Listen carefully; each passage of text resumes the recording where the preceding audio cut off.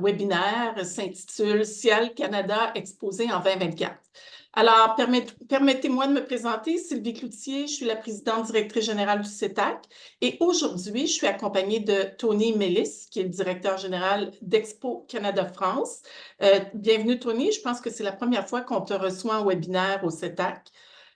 Et Ruben Usan. Messieurs, c'est un plaisir de vous avoir avec nous ce midi. Merci beaucoup, Sylvie, et merci aux tous les participants d'être venus en si grand nombre. Moi, je suis Tony Mélis, directeur général de Ciel Canada, un des plus grands salons agroalimentaires au Canada. Le but ultime, c'est d'avoir plus que 1000 exposants heureux et performants. Ça, c'est l'objectif, et ça donne que du bonheur. Aujourd'hui, la matière qu'on va couvrir, c'est les meilleures pratiques pour exposer à n'importe quel salon.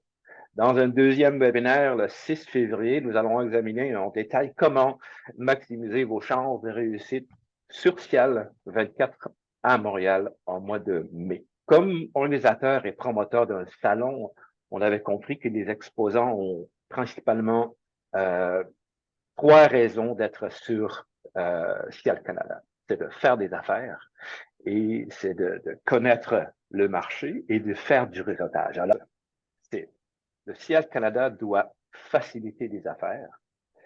On doit accompagner les exposants et on doit faciliter les créations des connexions. Maintenant, avant de présenter le Ruben, j'aimerais vous donner un exemple concret auquel les organisateurs de salons font face chaque année. Imaginez-vous, il y a deux entreprises, côte à côte au milieu de notre salon, et qui proposent à peu près la même solution, le même produit. Et après le salon, je reçois un appel d'un de ces exposants pour renouveler son stand l'année prochaine. C'est le meilleur salon de sa vie, plein de contrats, belle expérience, c'était super. L'autre exposant m'appelle pour demander un remboursement. C'était la pire expérience de sa vie. Pas de trafic, c'était une perte totale. Alors, Ruben est là pour expliquer un peu ce phénomène et pour vous montrer comment vous pouvez réussir une exposition by design. Alors, Ruben, je te laisse la parole. Merci Tony, merci Sylvie. Alors, on va passer un petit moment ensemble. On va justement aborder ces questions-là. Je voudrais vous montrer, pour reprendre ce que vient de nous présenter Tony, je vais juste vous montrer une photo prise sur un salon il y a quelque temps maintenant. Vous avez deux exposants. Vous en avez un à gauche qui, comme vous le voyez, a du monde sur son stand. Et puis un à droite, juste en face. On est dans la même allée, on est au même endroit, on est au même salon qui est complètement vide.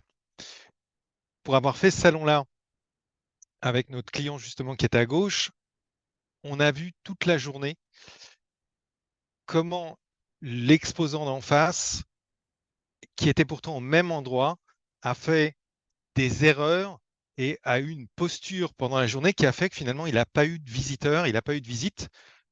Et comme vient de le dire Tony, va venir se plaindre en disant « Ah oui, c'est l'organisateur, le salon n'était pas bon, etc., etc. » Et vous avez juste en face quelqu'un qui, lui, non seulement est rentré content, mais est rentré avec un retour sur investissement important et va re-signer l'année d'après. Toute l'idée du temps qu'on va passer ensemble, c'est de vous donner des astuces, de vous donner des techniques, de vous donner des stratégies pour être dans la catégorie de l'exposant de gauche et pas dans la catégorie de l'exposant de droite. Alors, je me présente rapidement. Mon métier, c'est de conseiller, de former et d'accompagner les exposants sur les salons. Donc là, vous allez me voir. Alors, en photo, on a fait les screenshots parce qu'on avait peur que la vidéo ne puisse pas passer, que la bande passante ne soit pas suffisante. Là, vous me voyez sur un salon à Montréal en train d'engager des conversations avec des visiteurs pour le compte du coup de mon client qui est derrière. Et ce qui fait qu'ils ont du trafic toute la journée et qu'ils vont être occupés toute la journée à nouer ces conversations. Alors, vous me voyez me décaler, nouer la conversation avec quelqu'un nouveau. Pour le coup, ne qualifiez pas. au revoir, et on continue, on attend le prochain. Et on fait ça effectivement toute la journée. Et donc ça, c'est mon métier tout au long de l'année. Donc je vais vous montrer les trucs et astuces qu'on utilise et qu'on fait utiliser aux exposants pour justement avoir des salons qui soient rentables. Alors j'ai une petite question pour vous, pour commencer, mais avant, je vais vous donner le planning de la journée. Donc, qui je suis, on l'a vu rapidement. On va regarder ensemble pourquoi se préparer à un salon. On va regarder quoi préparer, quand et qui est impliqué dans votre équipe. On va regarder des pièges à éviter. Et ensuite, on terminera par une session de questions et réponses. Maintenant, si je vous pose la question de savoir combien d'entre vous sont capables, parmi ceux qui savent faire du vélo, d'aller demain au Tour de France. Là, Lily, si tu veux envoyer la deuxième question. OK. Alors, vous voyez, on avait 98% de gens qui nous disaient que faire du vélo, effectivement, ils savaient faire du vélo. Mais quand il faut aller sur le Tour de France, il y a plus de gens devant leur télé que sur leur vélo. Alors, pourquoi je vous pose cette question? C'est qu'en fait, quelle est la différence entre vélo de cette façon-là et faire du vélo de cette façon-là? Alors, la différence, c'est que vous avez des compétiteurs, mais la principale l'élément central, c'est le temps. Dans un premier, il n'y a pas de chronomètre. Dans le deuxième, il y a un chronomètre. On va voir que quand vous vendez en situation normale, dans le confort de votre bureau, vous avez a priori le temps, sauf si vous faites du phoning, mais vous avez le temps de développer une relation, le temps de creuser, le temps de répondre aux questions que peut vous poser votre prospect. Quand vous êtes dans un environnement comme celui-ci, le temps est compté. Et vous voyez que l'environnement n'est pas du tout le même et qu'il va falloir aller beaucoup plus vite que sur cet environnement-là. Il va falloir aller beaucoup plus vite sur un salon et donc il va falloir être beaucoup plus efficace que ce que vous faites d'habitude. Je reprends ma métaphore du vélo. Si vous allez faire du vélo pour vous balader, pour aller faire quelques courses, un vélo comme ça suffit. Mais si vous partez au Tour de France, un vélo comme celui-ci ne suffira pas. Il va vous falloir affûter vos outils. Et donc, on va voir comment affûter son marketing et sa vente et sa façon de vendre pour l'adapter à un salon qui, un salon, est finalement une grande compétition. Je reprends ma photo. Si vous regardez entre vendre dans ces conditions-là et vendre dans ces conditions-là, on voit bien que l'atmosphère n'est pas la même et que la tension n'est pas la même, que la compétition est partout autour de soi. Alors, qu'est-ce qu'on va affûter? C'est ce qu'on va regarder ensemble. Avant ça, j'ai une autre question pour vous. Lily, si tu peux envoyer la troisième question. Alors, les résultats, bon, en majorité, vous en avez eu 3 à 27%. Et effectivement, le mieux qu'on puisse faire dans ces conditions-là, c'est 3 rendez-vous clients et les 3 vont vous dire, allez, on est quasiment sûr que ça va signer. Eh bien, dites-vous bien que sur un salon, ce n'est pas 3 rendez-vous par jour que vous allez avoir. Sur un salon, en 3 jours, l'équivalent, c'est 90 rendez-vous. Ça ne transforme pas forcément sur le salon, mais ça va transformer après. Les statistiques nous donnent que si vous faites du développement en passant par de l'appel à froid, par du cold calling, il va falloir en moyenne 4 à 5 contacts après un premier appel pour signer avec un client. Sur un salon, il faut 1 à 2 contacts. Maintenant, pour ça, il faut se fixer de bons objectifs. On vient d'en voir un, mais on va approfondir un peu plus, parce que si vous ne vous fixez pas les bons objectifs, finalement, vous allez rester dans une zone de confort. Il n'y a pas trop de pression. On n'a pas d'objectif fixé, on y va, on a la performance qu'on a. Si vous fixez les objectifs qui vont être trop importants, à l'inverse, vous risquez de rentrer dans une zone de panique où là, il y a trop de pression exercée sur l'équipe et ça va mal se passer. Il va falloir trouver un juste milieu là-dessus pour être dans votre zone d'efficacité optimale et d'avoir le juste niveau de pression, le juste niveau d'objectif pour être performant dans cette situation-là. Alors, on va regarder, je vous ai dit qu'on allait regarder en détail. Vous remarquez que finalement, vous avez touché là que 6% de votre cible de la façon dont on est organisé traditionnellement. Chacun d'entre nous, en tant qu'exposant, on a un potentiel sur les salons qui est beaucoup plus grand que la capacité, que la bande passante que le potentiel de notre équipe, que la capacité de notre équipe à aller accueillir ce monde-là. Et donc, il y a toujours des marges de progrès. L'idée, là, c'est qu'on va regarder ensemble comment est-ce qu'on peut passer de ces 6%-là à 10, 20, 30, peut-être 40% en fonction de la façon dont vous allez travailler et préparer votre salon. Pour ça que quand moi j'entends des exposants qui viennent se plaindre en disant « Ah oui, mais on n'a pas eu les bonnes personnes, ah oui, mais…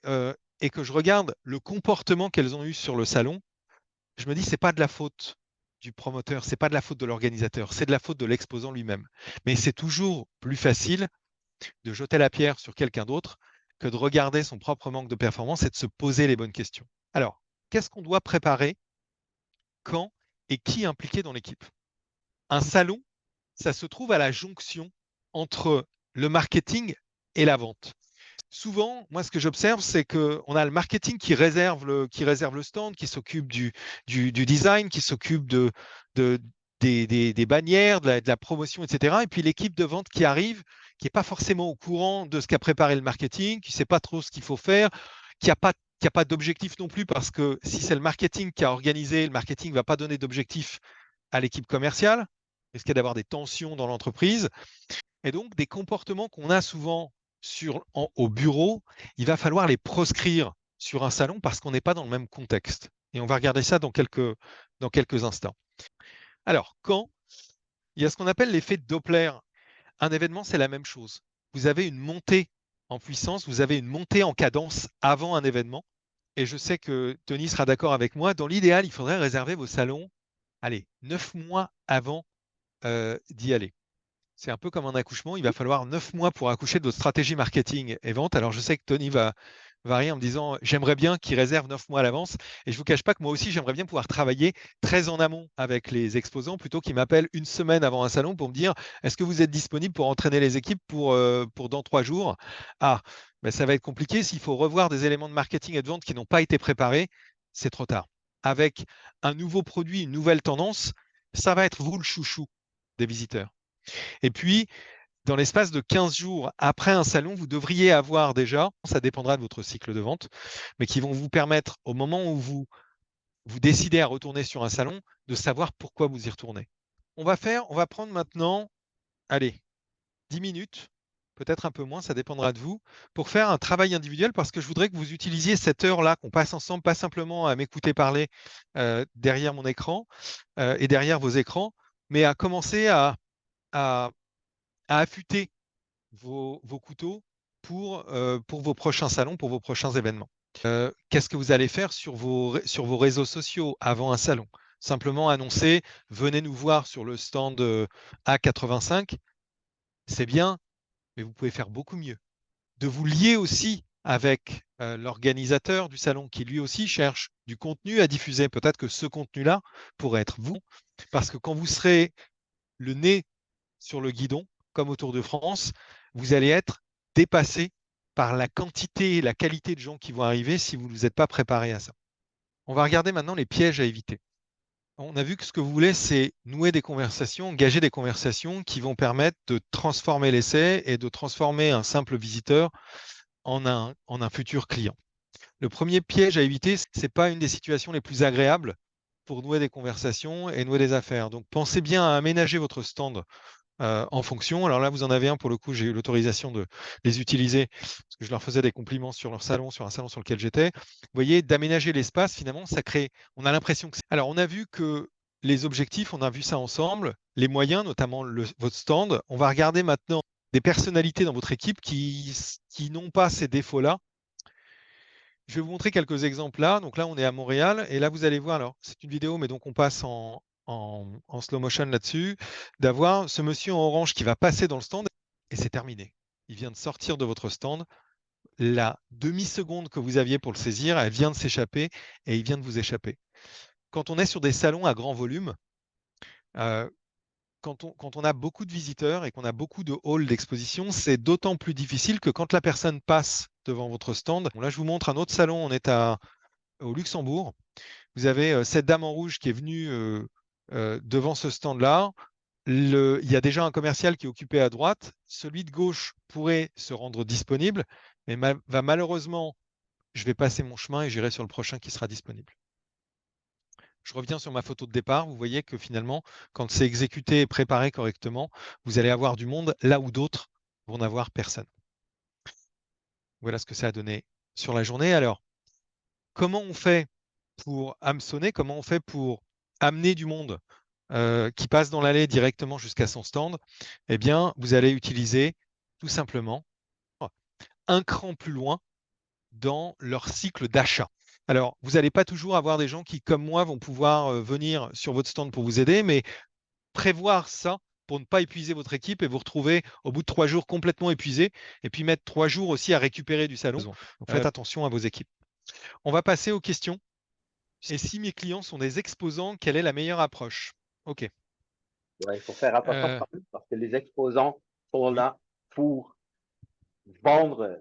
Ils sont peut-être pas votre cible, ils sont peut-être votre cible, mais pas nécessairement vous êtes pas nécessairement leur cible. Alors, il faut faire très attention. Il y a aussi une politique de ne pas vendre si vous n'êtes pas un exposant. Effectivement, je confirme là-dessus avec Tony. Moi, c'est quelque chose que je recommande pas aux exposants conformes en disant, si vous allez sur un salon, vous payez votre kiosque, vous êtes là en tant qu'exposant. En tant qu'exposant, vous aurez des moments où vous pourrez discuter entre vous. Déjà, le montage, le démontage, c'est toujours des moments où on peut réseauter. Il y a des moments de réseautage entre exposants qui sont prévus pour ça. Et puis, c'est pas la même chose quand vous vous adressez à un autre exposant en tant qu'exposant, disant, bah, tiens, on est confrères, on est collègues, nous, venez nous voir là. C'est une autre démarche que de venir au moment où quelqu'un a payé, vous payez pour être là, et vous avez quelqu'un qui vient vous démarcher. C'est désagréable. C'est des gens qui viennent vous prendre du temps et ce temps-là, il est précieux pour vos affaires à vous. On est vraiment dans une rencontre entre l'offre et la demande et pas entre de l'offre et de l'offre, si vous voulez. Voilà, je ne sais pas si ça répond à votre question. Désolé si ça déçoit, mais moi, je le déconseille. Si vous laissez seul le visiteur faire son choix, il y a ce qu'on appelle, c'est un biais cognitif, le paradoxe du choix. Il y a un très bon livre qui s'appelle Le paradoxe du choix. Plus vous avez de choix, plus c'est difficile de choisir. Vous pouvez vous en servir en disant, moi je m'en sers souvent, je fais la blague comme ça pour arrêter les gens, c'est quelques astuces là-dessus. Moi, ce que je peux vous recommander, si vous... Alors moi j'ai un petit secret, je prends la dernière question sur la liste. Pour 7 co-exposants sur 400 pieds carrés, comment faire la disposition des comptoirs, des suggestions d'aménagement? C'est au-delà des produits et des services, c'est avec vous qu'elle veut faire affaire. Et Donc, attention du coup à vos messages. Là, la personne ne voit pas, c'est pour ça qu'elle va vous poser la question. Et vous faites quoi? Parce qu'elle n'arrive pas à comprendre ce que vous faites. Un énorme merci, c'était très, très bien expliqué. Ruben, Tony, vous avez fait un travail superbe, alors merci beaucoup. J'en profite pour dire que le deuxième webinaire avec Cial se tiendra le 6 février prochain et s'intitule « Adopter une approche stratégique gagnante ». Alors encore une fois, merci messieurs, c'était très, très, très intéressant. Merci pour votre temps, puis bonne fin de journée à tous. Merci à vous beaucoup. tous. Voilà, vous avez les liens vers Tony ou moi si vous avez des questions. C'est nos liens LinkedIn sur les QR codes. Puis, Exactement. avec plaisir. Merci Merci à beaucoup. tous. Merci beaucoup. Merci. Bonne journée. Bonne journée. Au revoir.